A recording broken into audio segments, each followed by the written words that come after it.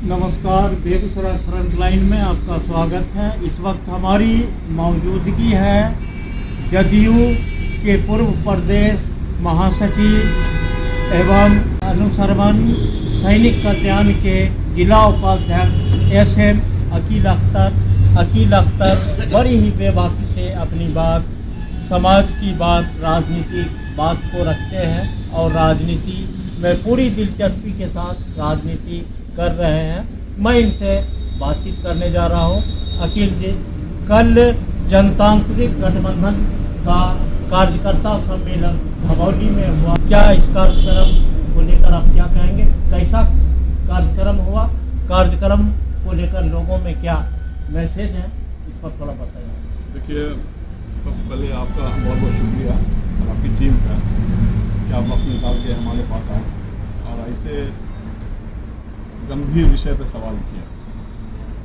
कल का जो NDA कार्यकर्ता सम्मेलन था वो बहुत ही सफल रहा, तो बिहार में सफल रहा और बेगूसराय में इस कड़ी में जो प्रोग्राम हुआ वो सफल रहा। जो हमारे घटक दल है, हमारे सहयोगी दल है, सब मिलकर हम लोगों ने सम्मेलन का आयोजन किया, जिसका मैसेज पूरे जिला के अंदर बहुत ही प्रभावशाली और बेहतर गया है। और आवाम इस बार सिर्फ बेगूसराय नहीं, बिहार के आवाम इस बार पूरी तरह से मन बना चुका है कि अगली बार नीतीश सरकार, तो अगली बार का जो वक्त है नीतीश कुमार तो 20 साल से है, हम 20 साल से नीतीश कुमार है, उसी 20-25 जो है इसमें फिर से नीतीश कुमार के नेतृत्व में बिहार में हमारी सरकार बनेगी। इस वर्ष से 20 साल के आखिर में विधानसभा का चुनाव होना है। जी। लक्ष्य रखा गया, टारगेट 225 सीट का बहुत बड़ा टारगेट जनतांत्रिक गठबंधन ने रखा। क्या देखिए, कार्यकर्ताओं का जो हाई मॉरल है, जो उत्साह है और जनता में जो काम के नीतीश कुमार, उसको देखते हुए टारगेट हमारे लिए बहुत बड़ा नहीं है। हम लोग बड़े आसानी से टारगेट को छू लेंगे। क्या लग रहा है, क्या माहौल लोगों में लग रहा है? लोगों में काफ़ी गर्मजोशी है, लोगों में उत्साह है। लोग का कहना है कि नीतीश कुमार बिहार के लिए, बिहार के आवाम के लिए, गरीब गुरबाओं के लिए और सभी वर्ग के लिए इनके कार्यक्रम से इनके जो विकास का काम हो, कोई भी वर्ग अछूता नहीं रहा, चाहे अकलियत हो, अगड़ा हो, पिछड़ा हो, दलित हो, महादलित हो, सभी का इनके दौरान हुकूमत भला हुआ है, विकास हुआ है, सभी तक फायदे पहुँचे हैं, सरकार ने पहुँचाया है। इस बिना पर हम लोग 20-25 में जो इलेक्शन होने जा रहा है, साल के आखिरी मरहले में हम लोग इलेक्शन को जीतेंगे और अच्छे बहुमत से जीतेंगे। नीतीश कुमार के नेतृत्व में फिर से बिहार में सरकार हम लोग बनाएंगे। दिल्ली चुनाव के बाद टारगेट बिहार है। जी। गणतांत्रिक गठबंधन का। जी। और बजट भी, बजट कैसा लगा इस बार का आपको? बिहार चुनाव को देखकर बजट दिया गया या सही मायने में भाजपा बिहार के लिए कुछ करना चाहती है? हम NDA के हैं, एक पार्टी का नाम न लिया जाए, NDA के हैं। NDA में बड़ा दल हमारा भाजपा सहयोगी है और नीतीश कुमार एक कदावर नेता होने के नाते, राष्ट्रीय नेता होने के नाते इनकी जो मांगे रहती हैं उसको भाजपा ने ध्यान में रखा, NDA सरकार ने ध्यान में रखा और उसमें ऐसा कुछ नहीं कि इलेक्शन होता तो ऐसा होने जा रहा है। इलेक्शन न भी अगर होता है इस साल, तब भी बिहार को इसी तरह का पैकेज और सुविधाएं मिलती केंद्र से। ये 12 लाख का आयकर का छूट को किस रूप में आप देख रहे हैं? कैसा है ये 12 लाख? देखिए, 12 लाख का जो आप सवाल किए हैं, ये बहुत सारे लोग जो हैं इससे उनको फ़ायदा होगा, लेकिन बहुत सारे गरीब गुरबा जो 12 लाख के रेंज में नहीं आते हैं, उनके लिए बिहार सरकार की बहुत सारी योजनाएं हैं। तो 12 लाख का छूट है, जो मिडिल क्लास के लोग हैं, बिजनेसमैन लोग हैं, उनको इससे फ़ायदा मिलेगा और वो इस चीज़ को समझ रहे हैं कि मिडिल क्लास के लोगों के लिए भी जो सहूलतें हैं वो NDA सरकार ने दिया है। अल्पसंख्यकों के लिए बजट में कटौती किया गया, जो वजीफा दिया जाता था, अबुल कलाम आज़ाद फाउंडेशन या कोई तरह की कोई नई ठोस योजना का आह्वान नहीं किया गया बजट में, इस पर आप क्या कहेंगे? देखिए, ऐसा कोई कटौती नहीं है। कुछ तो हमारे विपक्ष वाले रूमर भी फैलाते हैं, अफवाह भी फैलाते हैं। मोदी जी भी एक बात का हमेशा आह्वान करते हैं कि सबका साथ सबका विकास।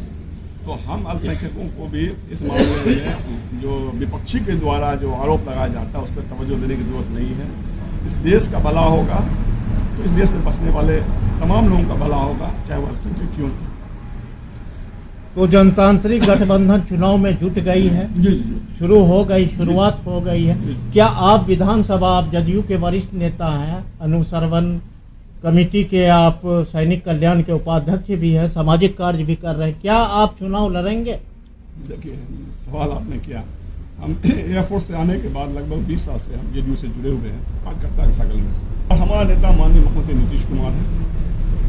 हम लोग, खासकर हम जैसे लोग, कभी भी टिकट के लिए पार्टी से नहीं जुड़े हैं और न टिकट के लिए किसी तरह का मारामारी करते हैं। लेकिन एक चीज और भी आपको स्पष्ट करेंगे, कार्यकर्ता का इच्छा अगर न हो विधायक बनने का, सांसद बनने का, तो कार्यकर्ता मर जाता है। ये इच्छा कार्यकर्ता होने के नाते लोगों की रहती है, रहना भी चाहिए। क्या आप चुनाव लड़ेंगे? तो बेगूसराय जिले में 7 विधानसभा, किस विधानसभा को आपके मन में ख्याल आ रहा है? मन नहीं है।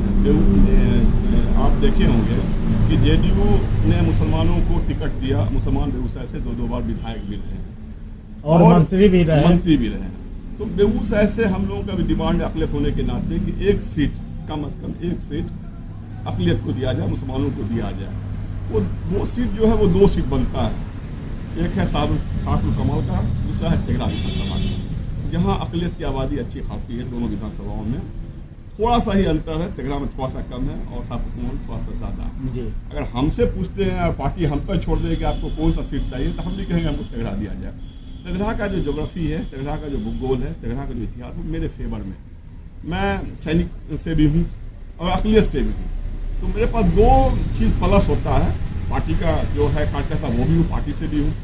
तो जो सैनिकों का एक सोच होता है कि हमारे परिवार का लोग टिकट लेके आवे, तो सैनिक उस वक्त न जात देखता है, न संप्रदाय देखता है, और न वो कोई और चीज देखता है। वो देखता है कि सैनिक परिवार का लोग है। तेघड़ा में भी हमको लगता है सैनिक परिवार की आबादी 6000 से ज्यादा होंगे परिवार, तो समझ सकते हैं। और वो लोग काम करते हैं कार्यकर्ता की तरह, तो एक वो आपका प्लस है। दूसरी बात, हमें अकलियत समाज से भी आते हैं।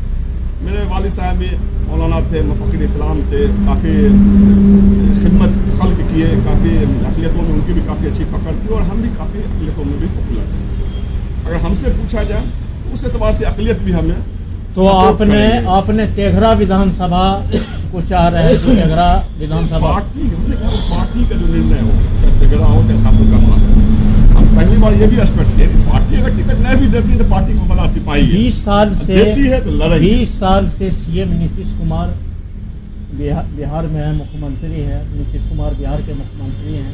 क्या नीतीश कुमार के आने के बाद मुसलमानों की स्थिति सुधरी? ऑफ कोर्स मुसलमानों के हालात में सुधार हुआ है। मुसलमान अपने आप को महसूस करते हैं, मुसलमान अपने आप को ठगा हुआ महसूस नहीं करते हैं। नीतीश कुमार ने बेशुमार काम किए, तमाम राज्य की तमाम जनता के लिए किए, और मुसलमानों को भी इस काम का फायदा मिला है।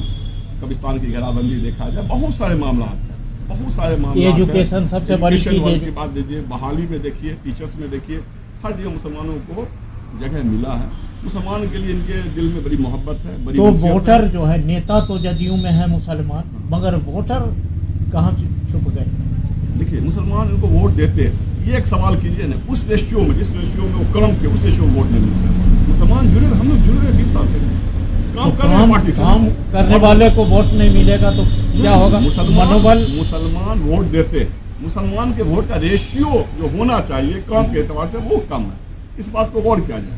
कुछ लोग इसे बयान देने में थोड़ा सा हिचकिचा जाते हैं या नए बैलेंस कर पाते हैं कि मुसलमान वोट नहीं दिया। मुसलमान वोट देते हैं, लेकिन हमारी डिमांड है, हमारी पार्टी की सोच है, हम लोगों की सोच है, मुसलमानों को अपने वोट का परसेंटेज जेडीयू की तरफ बढ़ाना चाहिए। अच्छे काम का तो मैसेज जाना चाहिए लोगों के बीच। जी। तो इस बार हम लोगों को उम्मीद है कि मुसलमान जेडीयू को बेहतर वोट देंगे, ज्यादा वोट देंगे, ज्यादा से ज्यादा वोट देंगे। और मुसलमान एक चीज और देख रहा है, कैंडिडेट। मुसलमान इमोशनल कौम है, आप भी समझते हैं, कैंडिडेट। और हम लोग जेडीयू से जो डिमांड कर रहे हैं, अपने पार्टी के नेता से डिमांड कर रहे हैं, बेगूसराय के अंदर 7 विधानसभा है, 4 विधानसभा जेडीयू लड़ेगी।